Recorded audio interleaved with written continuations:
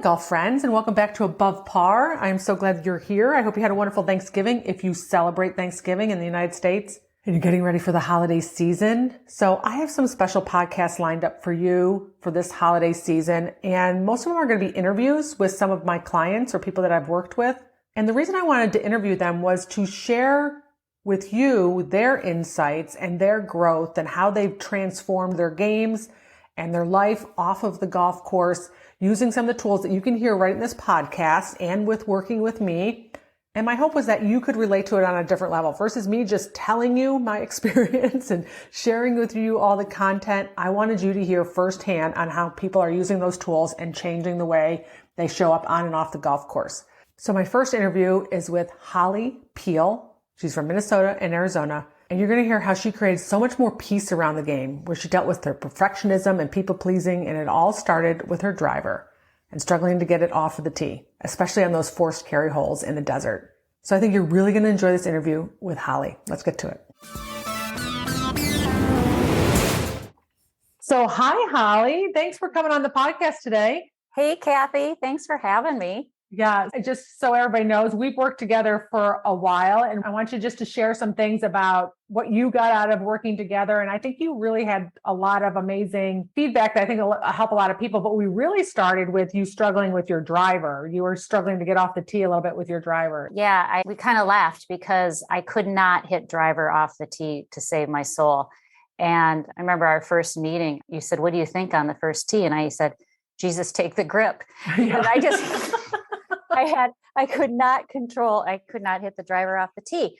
And it was interesting because I listened to one of your podcasts. I had been online and I purchased like a mental, self-directed mental golf program on your website and noticed you had a podcast. And so I found you in the podcast.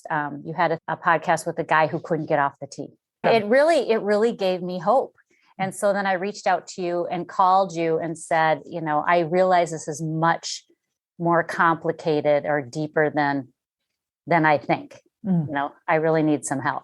Yes. I remember you shifting your thoughts. And one of the things that Adam did was, in the podcast I talk about it, is we started believing without evidence. And I remember you communicating with me after tournaments and how for you, the whole idea of just hitting the fairway was going to be a win. At the time you're playing in Scottsdale, so getting over the crap or the gunk, or you had a term for it. I can't remember what it was.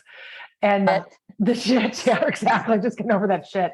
And so the little wins along the way of just going out and hitting a couple more fairways and then hitting like 3 more fairways. And we're just building on those wins until you got to the point where you're like, I'm a pretty good driver of the ball. Yeah. So for me, it started when you taught me that thoughts create emotions, create actions, we create results, and trying to find a thought that I actually believed in, because that was pretty deep seated in me that I couldn't get off the tee with the driver.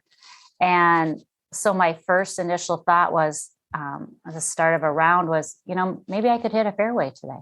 Yeah. And that was actually a thought that I could believe. Yeah. I don't even think at the time I could have believed maybe I could hit 3 fairways.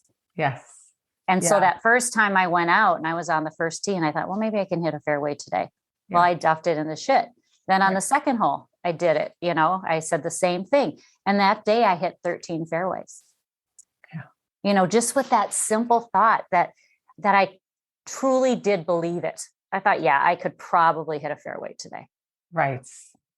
Right. And that's where we had to start, right? It was finding that place, which you make such a good point, which I think a lot of people can relate to, is that we're like, I just can't even believe I can hit a fairway. And this is what our brain, buys into it. And sometimes because we have that thought, we go out and produce the evidence because our brain likes to be right. And all that does is dig that thought in deeper and deeper and deeper, so that when I offer you up the opportunity to think that, well, maybe you can hit a fairway today, and the resistance is, when you say it to yourself, noticing really, I kind of do a scale of 1 to 10, like how much do you believe it? If your brain still wants to spit it out in disbelief, then we have to keep finding those little ladder thoughts along the way that resonate with you, right? And you found the one that was, I probably can hit a fairway today, or maybe I can hit a fairway today. And in spite not having immediate evidence, sticking with the thought, that's the biggest challenge. Sticking with that plan. Actually going into the round with a mental game plan was huge for me. Yes. Versus being at the effect of your round, because you'd miss a shot or you'd miss a tee shot, and then there'd be a snowball effect of all kinds of things that come along besides just being disappointed and having your brain go, here we go again. Also, all the thoughts that we had about other people in the group too, about what they're thinking, and hearing even their conversation about like even feeling sorry for you a little bit, right? Struggling. Well, that was so hard too, because part of my issue was when I'd be on the tee, I was so worried about what other people thought. I had the bubble over their head is like, she's kind of a big loser off the tee. She never can get off the tee. And that I was sabotaging myself. Yes. And I learned that my marker was actually outside of myself, where really my marker should be inside myself. I should be happy if I can hit one fairway and not worry about what other people think. Yeah. So that was huge for me too, because when I made my mental game plan, I kind of decided to shift and say, you know what, I don't really give a rat's ass what people think. Yeah. And I don't mean that negative towards the people, like they're evil. I meant that I'm not going to waste my poker chips on what other people could be thinking of me, because I cannot control that. I have no idea what they're actually thinking. Yes. And that was a huge shift for me. Huge shift. I don't give a rat's ass. And to finally to realize to have my own back, because I was really hard on myself. If someone had my issue as a friend, I would have been there to support them and help them and say, yes, you can. I've seen you do it on the driving range. You can do it. But yet I would never give myself that same compassion and grace. Right. I'd be like, you are such a loser. No one wants to play golf with you. I can't believe people sign up with you. I mean, right. I was really hard on myself. Right. Which feels so crappy. It makes the whole golf experience not fun anymore. And I know we talked about that too, is just going out there and enjoying playing golf, enjoying saying yes to go out there and playing golf versus going out and dreading the round. And a lot of times the reason that we dread the round is because of how we beat the crap out of ourselves during the round. I mean, that's probably 90% of it, is that we just beat the shit out of ourselves over bad shots and what other people are thinking. And we shame ourselves. And at the end of the round, we sign up for golf and there's a chance that we're going to be disappointed when we play, but it's also what we make it mean at the end of the round and how long we feel crappy about it that really affects our whole experience and the amount of pressure we put on ourselves to actually perform. That's so true. I mean, the whole round I'd beat myself up, and then I would beat myself up after the round, and then I would dread going to the next round. That's part of the reason, I reached out to you, because I lost the enjoyment of golf. I really did. Yeah. I was honestly thinking I'd be better off finding a different hobby. Yeah. But you live in a golf community. I know. It's like, it's in my backyard. Yeah, exactly. That was a tough one. I always tell people too, and you bring up a great point. It's about, doesn't matter what it is going on in your life. I would much rather you learn how to manage your thoughts around golf and then decide if you wanted to leave and quit versus changing your situation, leaving golf because you can't manage your mind. And that's where we gain a lot of control, whether it's a relationship, a job, or, just leaving a party or quitting golf. It's first build up that muscle, because otherwise you're going to take that same brain with you to the next thing that you do. If you decide to become like pickleball is my sport now, you're going to have that same brain. You're still going to worry about what other people think. You're still going to shame yourself. You're still going to disappoint yourself. And then you're going to end up having a bad experience. And you're going, okay, no more pickleball. I'm going to start, knitting, right? It doesn't matter. You're going to go to knitting and you're going to decide the same thing because you have the same brain with you. So always first learn how to manage your brain around that, and then decide, okay, I can play golf and I can still feel good about it. I can manage all my thoughts around it and I don't want to play. Fine. Yeah. Then you walk away as your own decision instead of just quitting. And then that's a fail. Then you're a failure. If you have any perfectionism in you, that's a big fail. Yes. Yeah. And the perfectionism is easy to identify. We talked about how I couldn't walk through my living room without straightening the pillows. Yeah. Or karate chopping a pillow, right? The karate chop the pillows. And my kids coming to visit, crumbs on the countertop. It would I'd have to go wipe it up. And so to be able to identify that behavior and decide, is that something that I do so I look good to other people? Mm-hmm. Or is that something I do because it means a lot to me? So looking at these individual behaviors, and some, you know what, it makes me feel better. Others was, well, yeah, what if someone stopped by and the house was a mess? So being able to take that perfectionism and look at each piece of it and say, well, that's just serving me, or that's more superficial and fear of judgment. Yeah. You said that awesome, because I described to people, we might not be perfectionist everywhere. We might be perfectionist in certain areas of our life, such as, and I think I made this analogy first with you, is like someone comes in my house and I'm having a party and I'm so worried about everything being perfect. And then someone will tell me, but my closet's a mess, so I'm not a perfectionist. I'm like, that's not true, because nobody's going to go in your closet. But if someone came to your house and the house was perfect because you wanted it, quote unquote, perfect, because then you think that you can avoid any judgment or shame or disappointment or embarrassment or rejection, right? That's our indicator of perfectionism. And if someone said, let's go look at her closet, and if you wanted to like basically throw up at that moment, right, then you know that it's not necessarily that you're not a perfectionist. It's that you didn't think anybody was going to see your closet or your bathroom or look underneath your bed or whatever it is. I'm just making an analogy. And that's exactly how you differentiate. It's a difference between being, I want it this way because I like the way I feel. I don't want it this way because I'm trying to avoid feeling a certain way or judgment from other people. Well, and that goes back to your marker being outside yourself.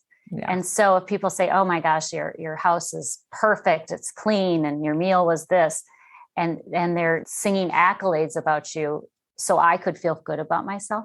And that was a real eye opener. Yes. Like, no, I want that marker in my own parameters and my own self. And yes. I don't want to depend on other people's opinion of me so I can feel good about myself. So that's such a good point. So now connect it for everybody, because they might not be a perfectionist necessarily about how the house looks or the meals are. They could be at work or in different areas of life, or how they maybe work out or keep their car. It doesn't matter. But tell everybody rather how that has anything to do with golf. How do you tie those two together for you? Well, I think it's kind of in the performance, in that you hit a good drive and people say, oh, great drive. That's awesome. And, I get to feel good about myself because they said, and it's a good drive, right, or good shot, or good round, or good score, or good par, or good that. When they get quiet, then I don't get to feel good about myself because maybe there was disapproval there. Right. So that's kind of that marker outside yourself. And I think I told you once, I was playing in a guest day and there was a caddy, and I was finishing up on the driving range, and I knew the second hole was a par 3 and I needed my 9-iron for 105 yards or whatever. And I hit a great 9-iron, great trajectory. I was on the practice range and I put my club down, and the caddy said, well, you can't end on that shot. And I remember thinking, but that was a good shot. And he didn't think it was a good shot. So then I didn't think it was a good shot. And that's another example where that marker was outside myself. That threw my entire round. Yeah. That one comment, which now when I have you or had worked with you, I would have never let that bother me. I would have said, that was a damn good shot. Zip right. it, mister. Yeah. Right. Exactly. You question everything at that moment. You're like, wait, wasn't that good? I need to hit another shot so the caddy's happy. Right. It's like a ridiculous way of thinking when we pull it apart. Right. But we get so wrapped up into our own story, especially if we are a perfectionist or we're a people pleaser, or we are using that validation outside of ourselves. We are at the effect of our environment and the people we play with and the people we're around all the time. And it's just a place of feeling out of control. Right.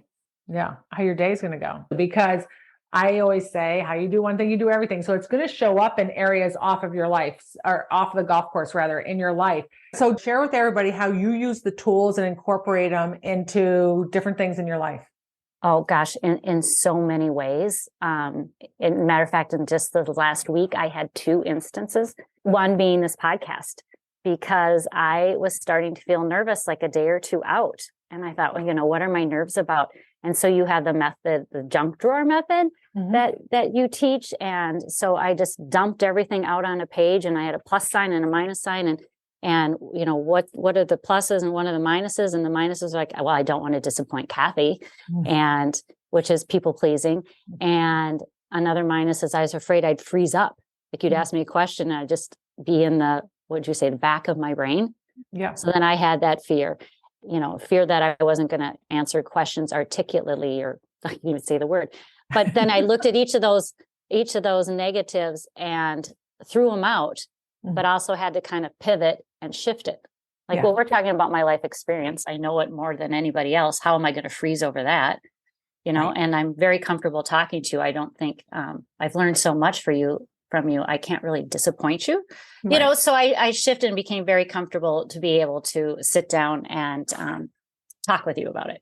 So that was a good. Yeah, super good. That's taken that technique that I encourage people to use on the golf course, and you can use it anywhere, before conversations, before podcasts.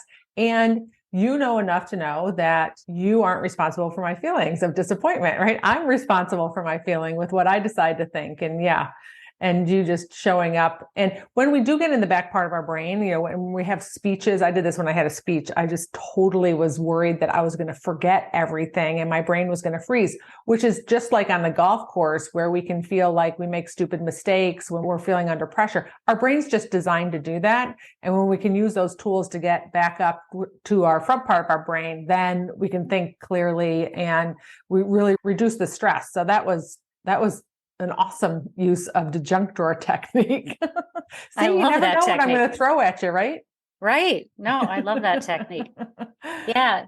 And then the other one was, I was going out to dinner with two of my really good girlfriends to celebrate one of their birthdays. And I did not want to drink.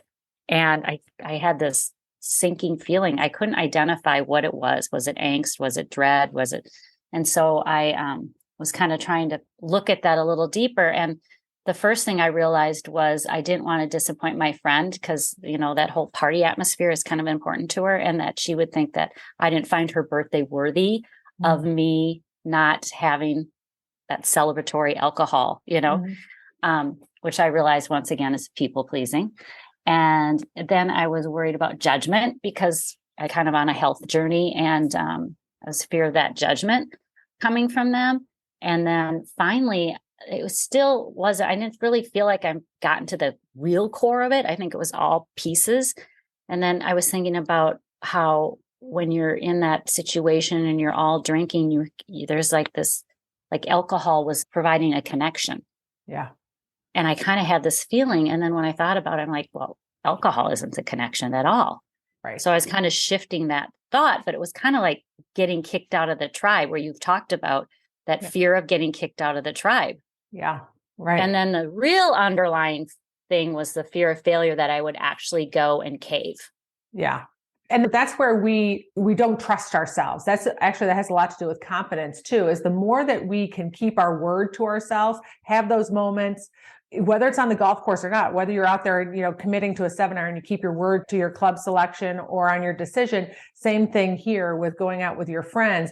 And then you make a decision, keep your word to it. Then you start building up this trust in yourself, and that little fear of failure thing will go away. But it is so interesting to see the patterns on how different areas of your off golf course life, the people pleasing is there, and how it showed up on the golf course. And so once you have one of the tools, once you start recognizing it, when it's on the course, you can use it off the course, and vice versa. Actually, when I coach people, we coach about things on and off the golf course, because they're all connected. It's so connected. Yeah. And to be in that more observer, you say be a scientist and be in that observer role, and to kind of just step back and really observe it and name your feelings and try to get through it has been really powerful. Yeah, where we don't judge ourselves. The more we can witness it, though, go like, oh, this is the part where I start people pleasing again. We have these tendencies, right? And we can notice them, then we don't stay in that role for very long. Exactly. Yeah. Well, if you've ever seen my bracelets that I have, Holly created those and brought them out when I went to Arizona one time, and they have become a thing now. I send to a lot of my clients. So WWKS, what would Kathy say? And I genuinely, I had a bracelet made up because that was kind of my mantra. If I hit a bad shot or I duffed it in the desert, I'd say, okay, what would Kathy say? What would Kathy? And it just kind of got my thoughts back on track to making my thought one step closer to self-confidence versus a step back to self-loathing. Right. And then it'll turn into like, you searched for me for a source of what I might say. And then the source becomes you. Like, what do I want to say? right? And it's like, it was a good little stepping stone. Of course, there's going to be moments where you're like, we get blindsided and you're like going, all right, I wasn't prepared for this. Like, what would Kathy say kind of thing is going to be useful, but you always have the answers inside of you once you kind of train your brain and start thinking intentionally, because when they come from you, then they're so much more believable versus when you borrow them from somebody else. And now you are so much more the creator of your experience on the golf course than being at the effect of it now, because you have such a powerful brain. Yeah. It's a muscle that you have to train. Yeah. And the summer I didn't golf very much. It was just an anomaly of a summer. And we were kicking it back up this fall, and I texted you. I think I said, oh my gosh, I was so disappointed in myself because it came flooding back, all those negative thoughts and everything that happened. And I just remember I've got such deep-seated habits on these thought patterns, and I need to practice this because it's like a muscle you have to train. Yes. And you have to make the positive thoughts the new habit. Correct. I talk about like bringing the microphone away from the thought that we don't like, the shitty thought that we've given the microphone to so much. We got to pull the microphone away and give it to the thought that we want intentionally. But it's also knowing that it's always going to kind of be there, wanting to take the microphone. If we let it depends on how long it's been there, but if we let it will take the microphone back. And it's not a problem when that happens. It's just our brain doing what our brain does. And if we make it a problem, like we've gone backwards or that we've lost it all, kind of thing, and we're starting over, that's not the case. It's just our brain doing what our brain does. And that's it. It's like a water stain on the ceiling that you paint over and it creeps back in every once in a while. It is a muscle to build. And so it'll come up. You might have crappy thoughts that come up, but they last so much shorter because you've built up this skill of being able to mentally pivot, even simply by saying, no, that is not useful. That is not helping me. And then trying on the next thought that I can believe. Yeah. Trying it on. That's exactly the way it is. And sometimes we have to keep trying on thoughts until they work, which brings me full circle back to what started with your driver, which was just, it's possible I could hit a fairway today, or maybe I can hit a fairway today, even though they don't sound like amazing thoughts, but they're so much more useful. And empowering. And golf is so much more enjoyable when you can go through a round and have, positive, hopeful thoughts you believe, and then can execute. It's a lot more enjoyable. You're more relaxed, and it's huge. It's a big pivot. Yeah. And then at the end of the round, knowing that you're not going to beat the crap out of yourself. That's huge. Yeah. To have your own back and show compassion. Oh, Holly, I always love talking with you. We have lots of good laughs, great conversations. And I've loved seeing I want to call it your growth, but also just the peace around you is so evident on and off the golf course. You're just so much more calm and content and peaceful, I think is the best way to put it. What do you think? Lighter. Yeah. I'm lighter and more at peace with myself. I'm just nicer to myself. And you kind of you start to realize, like, where did that kind of low self-esteem come from? Yeah. Chew through that a little bit and find all the great qualities you have, and realize that everybody has a lot to offer to the world. Yeah. And why was a little white golf ball defining me? Yeah. Right. Seriously. Right. It wasn't worth it. No, for sure wasn't worth it. It's so, when you said, where does it come from? I think we just get into habits. Like, it's just like, it kind of just slowly being unintentional for so long, it just builds up, and our brain starts to just believe it more and more, just like I was talking about. Next thing you know, you're like going, okay, I feel really crappy. Like, what just happened? Right. It's just like, it'd be a slow little process. And the undoing is a process too. Like, we get in a hurry to just rush out. I just want to feel better right away.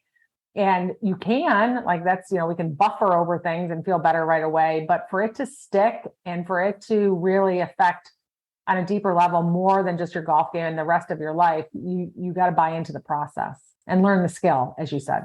And learn the skill. And another skill that was a huge takeaway for me was kind of identifying a feeling like, oh, I feel defeated right now. And where do you feel that in your body? And just kind of owning it and being with it, letting it pass, and then moving on. Rather than, like you said once, like, a beach ball and shoving it down under the water. Yeah. It's still always there. Yes. Like, just let it happen, let it flow, let it move on. And you know what? It's not so bad. It's like we worry so much about like, oh, I don't want to feel that emotion. It's going to get out of control, or it's going to be horrible. And we end up suffering unnecessarily through that whole time, which could take days and weeks for sometimes, versus spending a couple minutes and going through it. And then you can move on and start thinking and carrying on with your life. Such a better place to be. All right. So what's next for Holly? I'm fortunate that I get to be a snowbird and head down to Scottsdale and kind of play some great amateur golf. And it's really social for me. Just, I realize I love the social aspect, and that's really why I'm doing it. Which, if you love the social aspect, then it's going to be so much better if you don't worry about what other people think. Exactly. Yeah. Exactly. Right. Yeah. Stepping into that. Well, I look forward to coming down and meeting all your people. Yes. I can't wait. Yes.